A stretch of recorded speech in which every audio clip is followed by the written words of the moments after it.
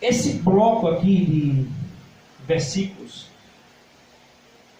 ele é considerado também como uma parte poética, em que era repetido, tipo um trecho, tipo uma música, um louvor, que era repetido lá entre o povo de Israel, né?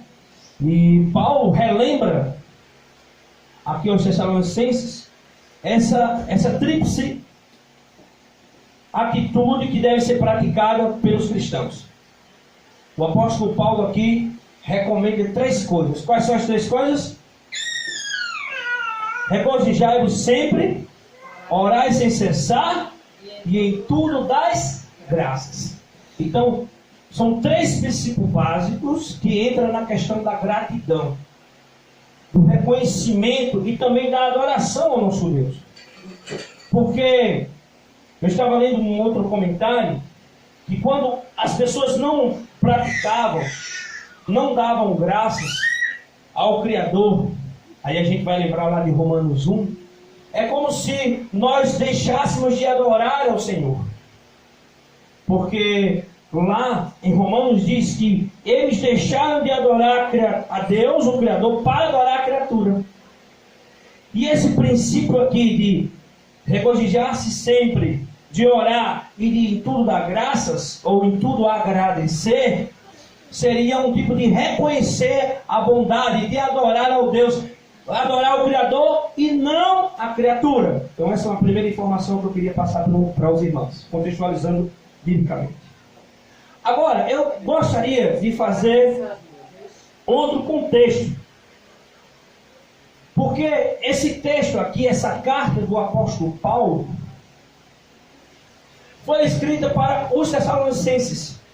E se você voltar para Atos capítulo 16, você vai entender o contexto daquela igreja, no período em que Paulo escreveu isso aos Tessalonicenses. E vocês sabem qual era o contexto? Eles estavam vindo de perseguições, irmão Francisco. Se vocês pegarem lá Atos capítulo 16, vocês vão entender.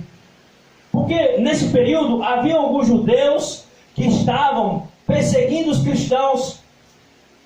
Inclusive, lendo lá em Atos, vocês podem ver que eles prenderam um homem chamado Jason por apoiar, por dar hospedagem aos cristãos, ou permitir que em sua casa os cristãos fizessem culto de louvor e adoração ao nosso Deus.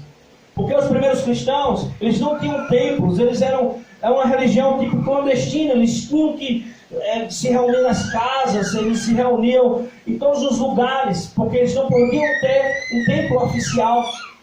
E a casa de Jason, então, era uma dessas casas. Então, imagine esse contexto de perseguição por parte dos judeus, que informavam os romanos, e que aqueles cristãos eram obrigados, muitas vezes, a... Inclusive o Jason foi preso, né? Depois eles encontraram aí uma brecha na lei, né, para poder libertá-lo. Então os cristãos, eles viviam nessas circunstâncias. Eles viviam perseguidos. Aí agora, como o apóstolo Paulo chega e diz para esses cristãos que viviam perseguidos, e diz assim: regozijem-se sempre. Havia motivo ali de regozijo? Não, era motivo de tristeza. Porque eles estavam sendo perseguidos. Se vocês voltarem um pouquinho, antes desse episódio que eu acabei de mencionar, havia outro episódio de Paulo e Silas. Esse capítulo 16, ele faz parte da viagem missionária, da segunda viagem missionária de Paulo, em que ele foi com Silas, o seu companheiro. Na primeira ele foi com Marcos, mas eles se dividiram. E na segunda viagem ele foi com Silas. E ainda em Filipos, ou seja, antes de chegar em Tessalonicenses, porque ele primeiro passou por Filipos, né? Depois ele escreveu aos Filipenses. Aí agora ele vai passar pelos Tessalonicenses. Eles vinham de uma sequência de perseguições.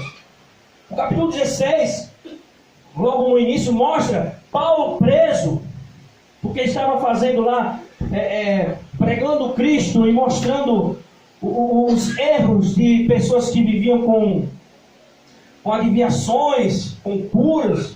E aí o que aconteceu? Paulo e Silas foram presos e passaram a noite na cadeia, sendo chicoteados. Talvez eu fico pensando que Paulo estava com outros presos, talvez presos perigosos. Paulo estava preso por causa do evangelho, de pregar o nome de Jesus, que, como eu disse, para aquela época, para os romanos, era clandestinidade. Então, eles estavam presos, mas eles estavam presos também no meio de assassinos, estrupadores. Então, Paulo e Silas estavam ali, talvez num lugar onde só fedesse a xixi, a fezes humanas, tivesse ratos. Mas, se vocês abrirem nesse momento, só para a gente contextualizar, Atos 16, 25, eu vou contextualizar com vocês. Vamos voltar só para Atos 16, 25, só para vocês verem nesse contexto de perseguição, o que é que estava acontecendo. Olha que coisa linda, um dos versos que eu mais amo na Bíblia.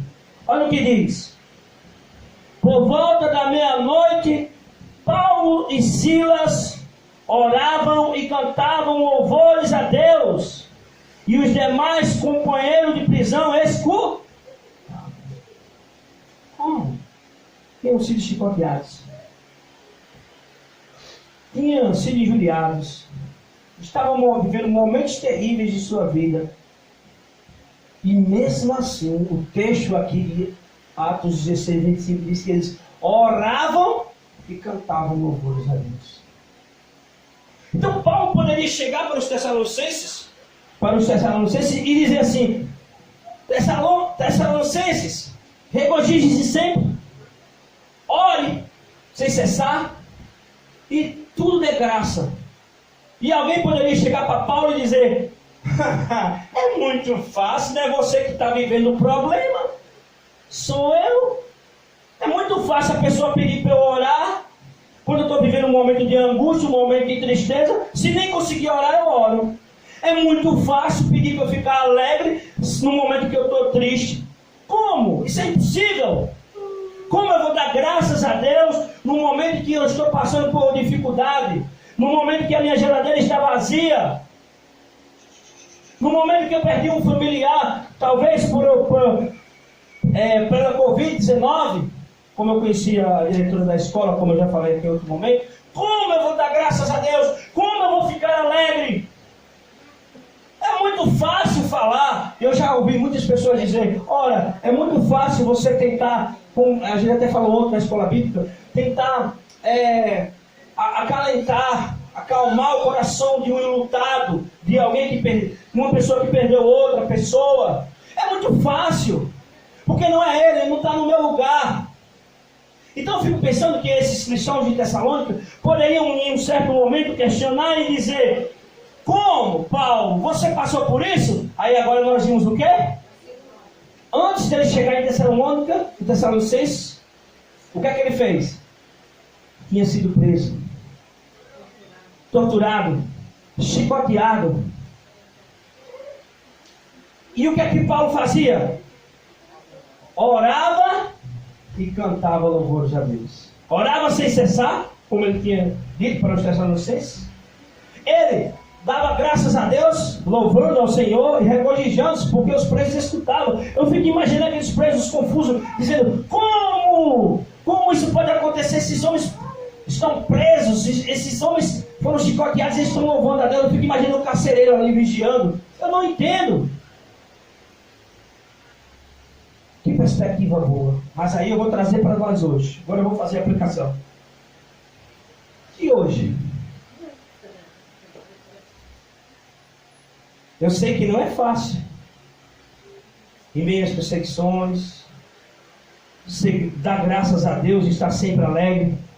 Se vai tendo problema no casamento, se vai tendo problemas com os filhos, se muitas vezes nossas igrejas estão fechadas, se muitas vezes nos privamos da comunhão dos irmãos, se muitas vezes nós não temos o dinheiro, né, para pagar as nossas contas, não tem sobrado dinheiro, pelo contrário, está faltando. Como se alegrar? Como se regozijar? Como dar graças a Deus? Eu acho interessante a analogia da meia-noite. Na meia-noite, Paulo e Silas oravam e cantavam louvores a Deus. Às vezes, irmãos, nós estamos vivendo a meia-noite da vida. Nós não estamos em tempos fáceis não, gente. São tempos difíceis.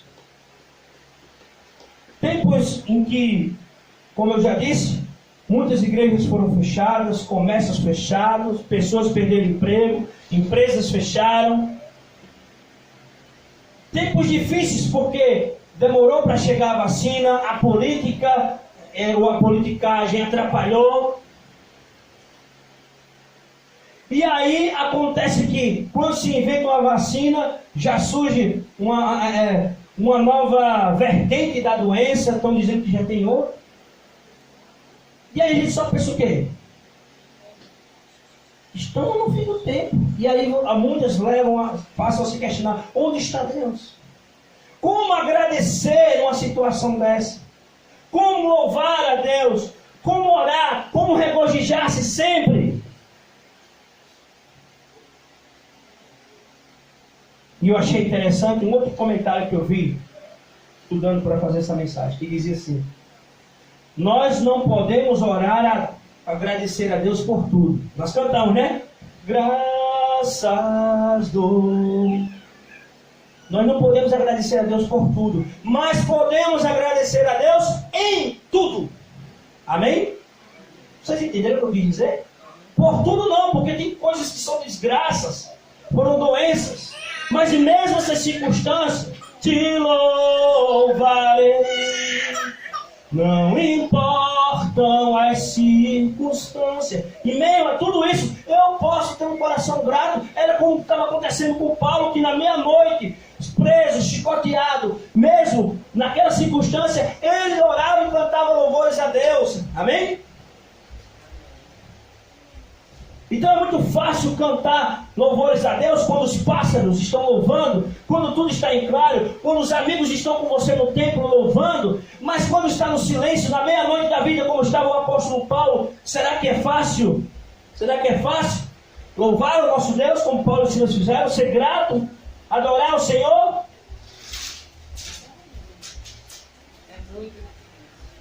Mas aí o apóstolo Paulo mostra pelos exemplos dos judeus, dos cristãos, dos primeiros cristãos que eram perseguidos, que não era preciso adorar a Deus pela perseguição. Eu não vou adorar a Deus ou agradecer a Deus porque eu sou perseguido. Eu não vou adorar a Deus porque eu peguei a doença, a Covid, né? Não vou agradecer a Deus por isso, porque peguei a doença. Eu, minha esposa, minha família, meu pai, lá em casa estamos passando momentos difíceis. Né? Uma doença que tem atrapalhado a gente, mas eu não vou agradecer a Deus, obrigado pela chikungunya, não. Mas em meio a isso eu vou agradecer, porque eu sei que Ele de outra forma tem nos protegido e nos poupado de coisas mais tenebrosas. Porque se eu adoeci de uma coisa, Ele me protegeu da outra, e então em meio a isso, obrigado, Senhor. Em meio a esse momento de dificuldade, minha filha nasceu bem, com saúde, nunca teve uma doença sequer. Então, em meio a um momento difícil que estamos vivendo, eu agradeço pela minha filha. Eu agradeço pela minha vida, porque quantas pessoas queriam estar vivas ainda, mas diante dessas circunstâncias que lutaram meses e meses, sei lá, na cama de uma UTI, não sobreviveram. Mas eu não vou agradecer a Deus por tudo, mas em meio a tudo, em tudo eu agradeço a Deus. Em tudo das graças. Não vou deixar de orar. Falo com você, irmã Josinepe, que ainda permanece aí. Quantas dificuldades a irmã tem passado? Tem trazido momentos de ansiedade para a sua vida. Mas Deus nunca lhe faltou. E a gente tem que olhar para isso. Não que você vai agradecer pelas coisas ruins que aconteceram, mas que em meio a tudo isso, as coisas ruins acontecendo, a gratidão porque Deus nos trouxe até aqui. Então não desista de orar. Se a irmã tem proposto o seu grupo de oração, das mulheres de oração, continue, porque o apóstolo Paulo diz, orai sem cessar. Se você vir para a igreja, pode sentar lá no banco de trás e ficar triste, mas não deixe de louvar a Deus, porque Paulo e Silas, na meia-noite da vida, oravam e cantavam hinos a Deus. Não deixe de agradecer, não deixe nem que seja no banheiro pela manhã. Tem vergonha de cantar, né? No público, mas cante no banheiro, louvando ao nosso Deus. Dá graças ao Senhor, seja gratidão, tenha gratidão para com Deus. Eu sei que o ser humano por natureza não é grato, não. As pessoas fazem tanta coisa para ele, e ele sempre vai se errar com ele, vai lembrar das coisas que você falou, mas não vai lembrar sempre o que você fez.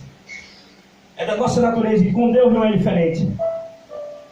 Mas Deus hoje nos chama a ser alegre sempre, a louvar a Ele sempre, a ser grato para com Ele sempre. Você não quer tomar essa decisão?